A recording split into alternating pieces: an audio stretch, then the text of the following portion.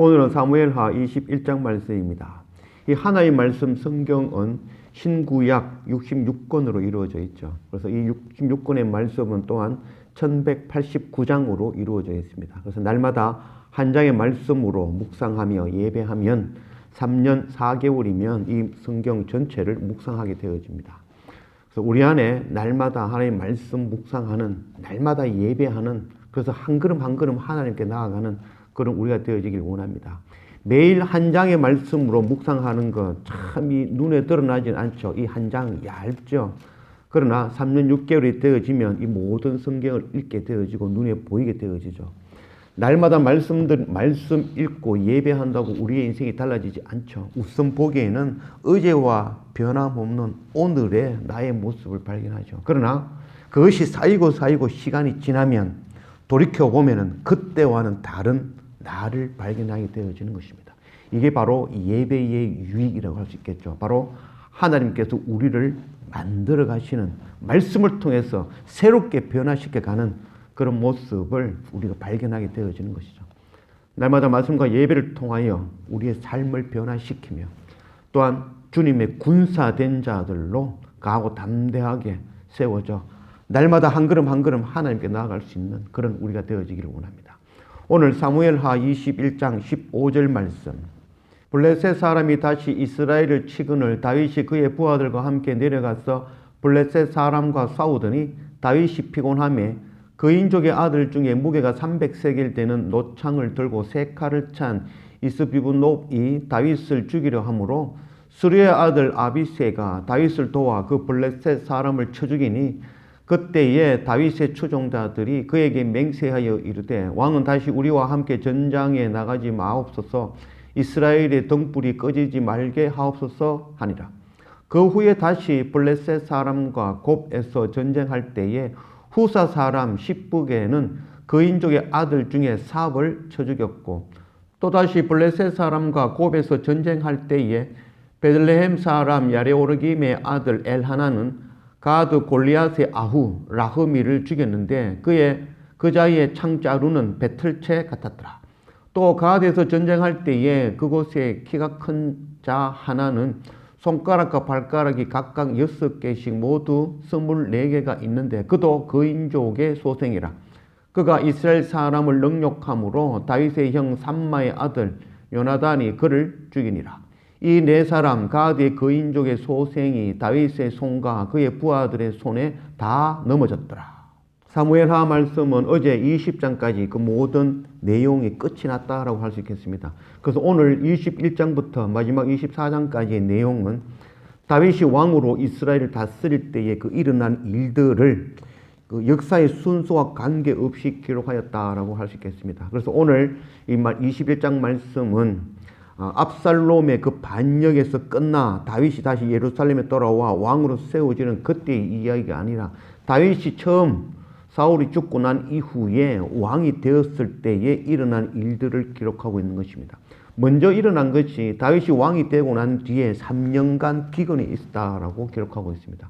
그 기근의 이유가 바로 이 사울 왕이 여호수아 장군이 가나안을 점령할 때에 아모리 족속 가운데 기브온 족속과 언약을 맺었죠. 그들을 이스라엘 백성으로 삼고 그 대신에 그들은 이스라엘 백성 가운데 물을 깃고 또 나무 패는 자로 성전을 섬기는 자로 약속하고 언약하였죠. 그러나 사울 왕이 그들이 이방인이라 하여 그들을 멸절시키려 하였던 일이 있었던 것이죠. 그래서 그것을 통하여 하나님께서 진노하시고 3년 동안 기근이 있었던 것이죠.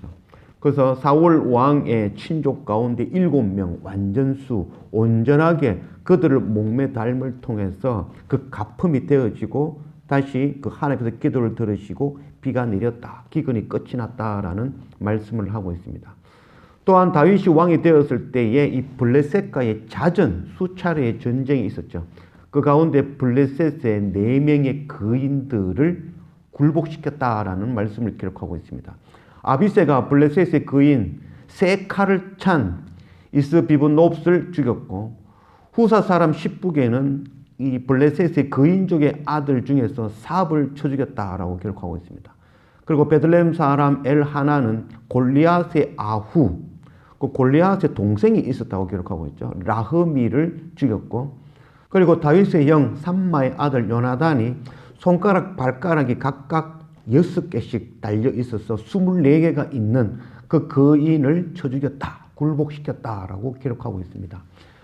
이건 상징적인 그런 이야기를 할 수 있겠죠. 바로 4명의 거인이라는 것은 4라는 숫자는 열방을 나타내는 거죠. 동서남북 땅을 나타내는 것이죠. 그래서 다윗이 왕이 된 이후에 열방의 강하고 센 악한 세력들을 모두 굴복시켰다라는 그런 의미가 되어집니다.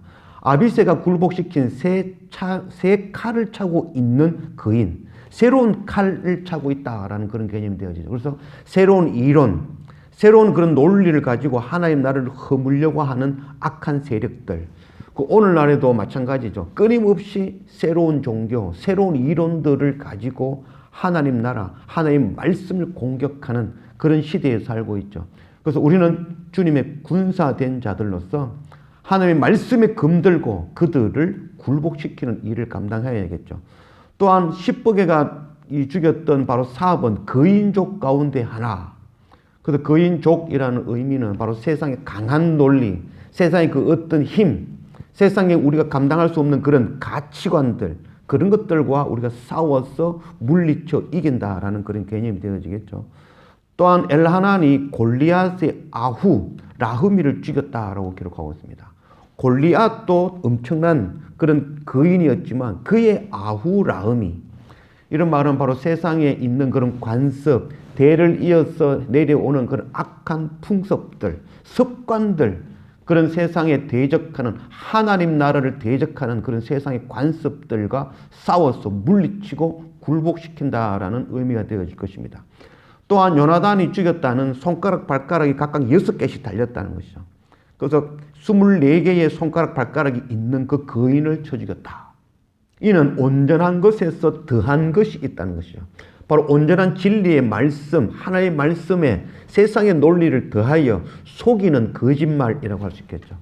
바로 이 요한계시록에 나오는 음녀의 속이는 말들, 그것을 속이는 유혹하는 말들을 통하여 하나님 나라, 하나님 백성을 유혹하여 넘어뜨리는, 바로 세상의 강한들 끝과 싸워 물리치며 그들을 굴복시켰다라는 그런 의미가 되어지겠습니다.